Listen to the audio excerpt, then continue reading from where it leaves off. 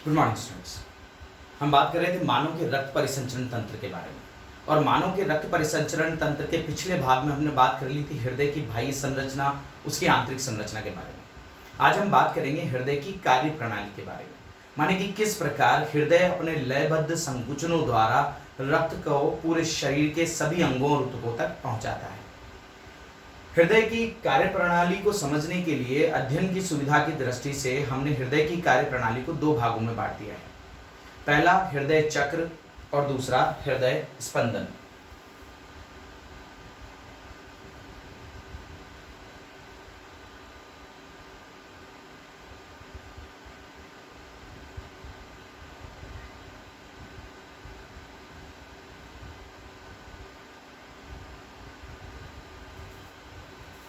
तो हृदय की कार्य प्रणालियों में ये दो भाग। सबसे पहले हम बात करेंगे हृदय स्पंदन के बारे में। हृदय स्पंदन में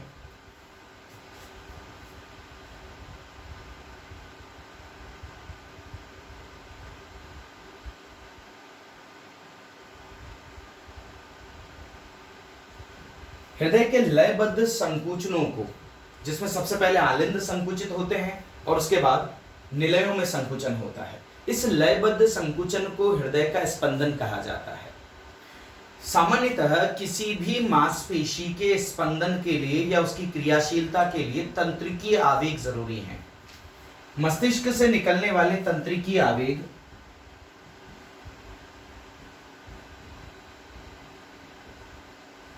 पेशियों को स्थानांतरित होते हैं और इन्हीं आवेगों के आधार पर पेशियां संकुचित एवं प्रसरित होती हैं।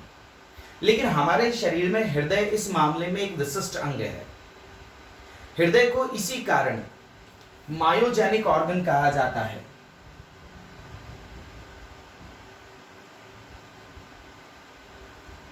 मायोजेनिक ऑर्गन क्यों कहा जाता है? क्योंकि इसमें स्वयं के स्पंदन के लिए आवेग स्वतः जनित होते हैं। माने कि हृदय पेशियों में ही अपने स्पंदन के लिए आवेगों को पैदा किया जाता है। ये आवेग कहीं बाहर से नहीं आते। हृदय में इसी के लिए, अपने लिए, स्वयं के लिए या स्वयं के स्पंदन के लिए आवेगों को जनित करने हेतु पेशियों का एक विशिष्ट तंत्र पाया जाता है। इन्हीं तंत्र को कहा जाता है हृदय का चालक तंत्र। हृदय के चालक तंत्र द्वारा लयबद्ध आवेग उत्पन्न किए जाते हैं और इन्हीं लयबद्ध आवेगों के अनुरूप आलिंद और निलय की पेशियां संकुचित एवं प्रसरित या शिथिलित होती हैं। हम बात कर लेते हैं हृदय का चालक तंत्र क्या है और हृदय के इस चालक तंत्र के कौन कौन से भाग हैं।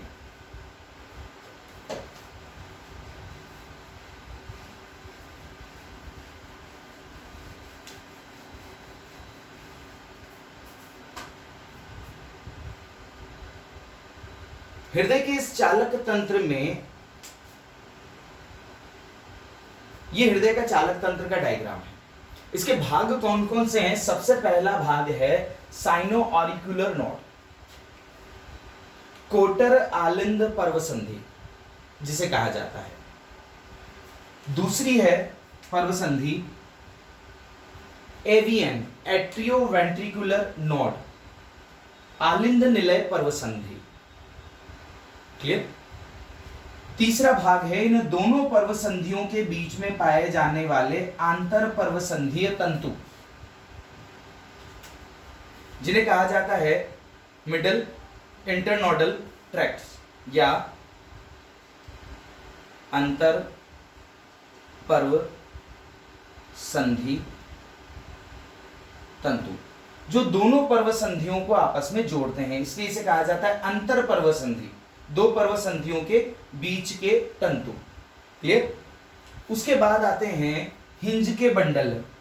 ये जो आपको दो दिखाई दे रहे हैं, ये लेफ्ट वाला बंडल है, बंडल ब्रांच है, और ये राइट बंडल ब्रांच है। इन्हें कहा जाता है हिंज के बंडल। हिंज के बंडल निलय में फैले होते हैं, जबकि आलिंद के तंतु, आलिंद से निकलने वाली जो ब्रांच है वो पूरे आलिंदों में, एसएन से निकलने वाली जो ब्रांच है वो दोनों आलिंदों में फैलती है। हिंज के बंडल से ये आवेग निलय की दीवारों में भेज दिए जाते हैं, जहां इनकी सहायता करते हैं परकिंजे तंतु या परकिंजे फाइबर्स। क्लियर? तो यहां 5 चीजें हैं जो कहां पाई जाती हैं? हृदय के चालक तंत्र के भाग होते हैं। तो हृदय के चालक तंत्र के 5 भाग हैं। पहला साइनो-ऑरिक्यूलर नोड, एट्रियोवेंट्रिकुलर नोड, आंतरपर्व संधि तंतु, हिंज के बंडल, और ये छोटे छोटे जो तंतु आपको दिखाई दे रहे हैं ये हैं परकिंजे फाइबर्स। ये इन्हीं से आवेगों का संचरण पूरे हृदय में होता है और हृदय स्पंदन की क्रियाविधि का समापन होता है। इन्हीं तंतुओं द्वारा आवेगों को आलिंद और निलय की भित्तियों में उपस्थित मांसपेशियों तक संचरण किया जाता है आवेगों का, और उसी आवेगों के संचरण के फलस्वरूप हृदय पेशियां संकुचित एवं शिथिलित होती हैं। तो बात करते हैं इनकी कार्यविधि के बारे में कि किस प्रकार से ये कार्य करता है। सबसे पहले बात करते हैं साइनो-ऑरिक्यूलर नोड के बारे में। ये साइनो-ऑरिक्यूलर नोड पेसमेकर भी कहलाता है। आवेगों का जनित स्थल यही है। सबसे पहले आवेगों का जनन या आवेगों की उत्पत्ति यहीं पर होती है। साइनो-ऑरिक्यूलर नोड में यह भी पेशियों से बनी हुई एक चपटी डिस्क समान संरचना है।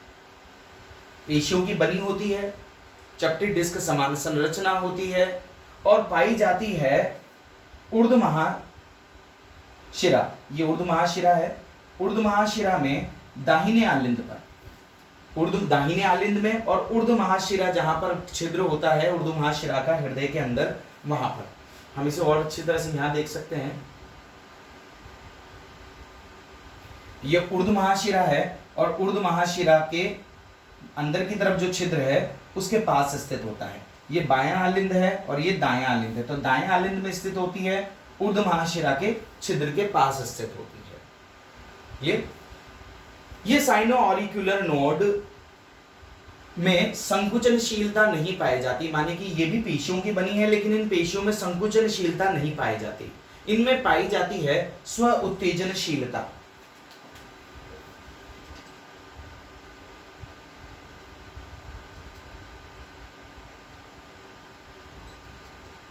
स्व उत्तेजनशीलता के गुण के कारण इनमें स्वतः विध्रुवण होता है और स्वतः विध्रुवण के फलस्वरूप इनमें उत्पन्न होता है सक्रिय विभव। क्लियर?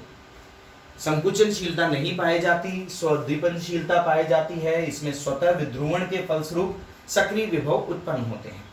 ये सक्रिय विभव तंतुओं के माध्यम से, इन्हीं चालक तंतुओं के माध्यम से दोनों आलिंदों की दीवारों में फैल जाते हैं और दोनों आलिंदों की दीवारों में एक साथ फैलते हैं, जिससे इन दोनों आलिंदों में संकुचन लगभग एक साथ होता है।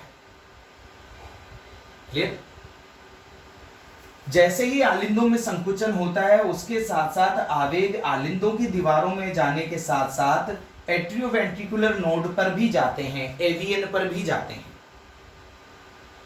दूसरा जो नोड है या संधि है, पर्व संधि है, वो कहलाती है एवीएन, और ये एवीएन पाई जाती है आलिंद निलय पट पर, आलिंद और निलय के पट पर, लेकिन दाहिने आलिंद में।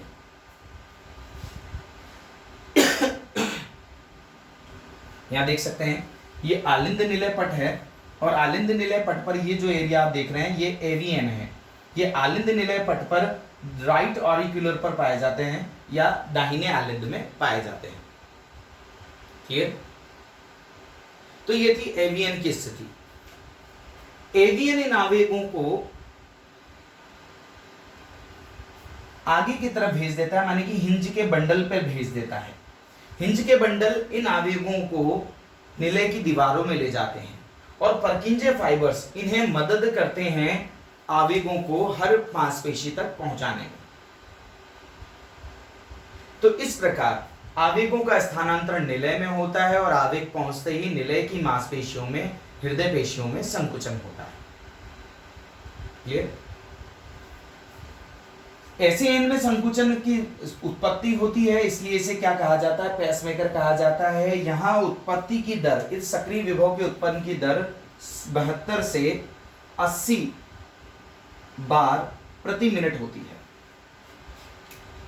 चूंकि सबसे पहले उत्पत्ति यहां होती है और स्थानांतरण आलिंद तक हो जाता है, इसलिए सबसे पहले आलिंदों में संकुचन होता है और उसके कुछ देर बाद एट्रियोवेंट्रिकुलर नोड में आवेगों का संचरण होता है। आवेगों का संचरण एवीएन में और हिंज के बंडल और पंकीज तंतुओं में तुलनात्मक धीमी गति से होता है, इसीलिए निलय का संकुचन आलिंद के संकुचनों के बाद होता है। क्लियर?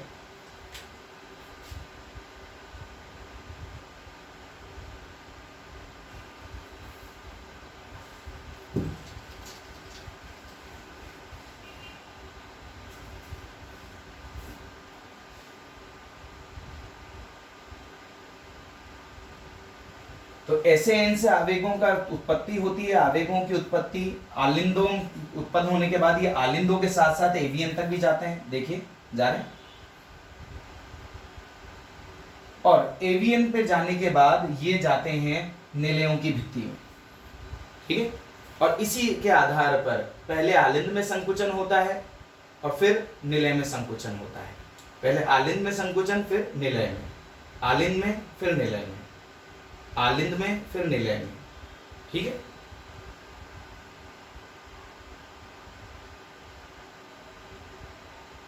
आलिंदों में संकुचन के फलस्वरूप रक्त आलिंदों से संकुचन के पश्चात निलय में जाता है, फिर निलय में संकुचन के फलस्वरूप ये रक्त निलय से होता हुआ महाधमनियों में गुजर जाता है।